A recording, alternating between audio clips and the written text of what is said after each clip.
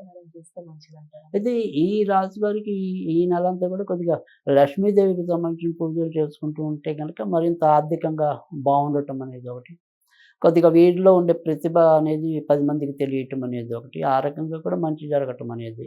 So, హ్మ్. ముఖ్యంగా ఆరోగ్యం బావుండటం అనేది ఒకటి. కనుక లక్ష్మీదేవికి ఏం చేయాలంటే గనుక కొద్దిగా శుక్రవారాల పూట అన్నపరమాన్నం హ్మ్. నివేదన చేయించడం ఇంట్లో. అంటే వీళ్ళకి ఇప్పుడు ఆడవాళ్ళైతే వాళ్ళంతట వాళ్ళు చేస్తారు. మగవాళ్ళనుకోండి రాశి మన అవును. మ ఈ యొక్క ధనుర్రాశి. హ్మ్. వాళ్ళకి తెలీదనుకోండి. వాళ్ళ అమ్మగారో, వాళ్ళ భార్యో హ్మ్. అలా ఆడవాళ్ళ చేత చేయించి వీళ్ళకి చేసుకోవడం వస్తే మరీ మంచిది. హ్మ్. ఒకవేళ రాకపోతే వీళ్ళే లక్ష్మీదేవి పటం దగ్గర ఇలా పెట్టి నివేదన చేస్తే అయిపోయాయి.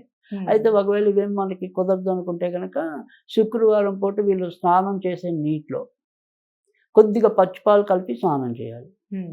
సో, అలా ఈ మే నెలలో ఎన్ని శుక్రవారాలొస్తే అన్ని శుక్రవారాలు కొద్దిగా గుర్తుపెట్టుకొని వాళ్ళు స్నానం చేసే నీటిలో ఒక చెంచానో, 2 చెంచాలో పచ్చిపాలు కలిపి, కాయని ఓకే. పాలు హ్మ్. అలాంటివి కలిపి స్నానం చేసినా కూడా ఇంచుమించు మనకు అదే మంచి ఫలితం రావటం అనేది ఉంటుంది.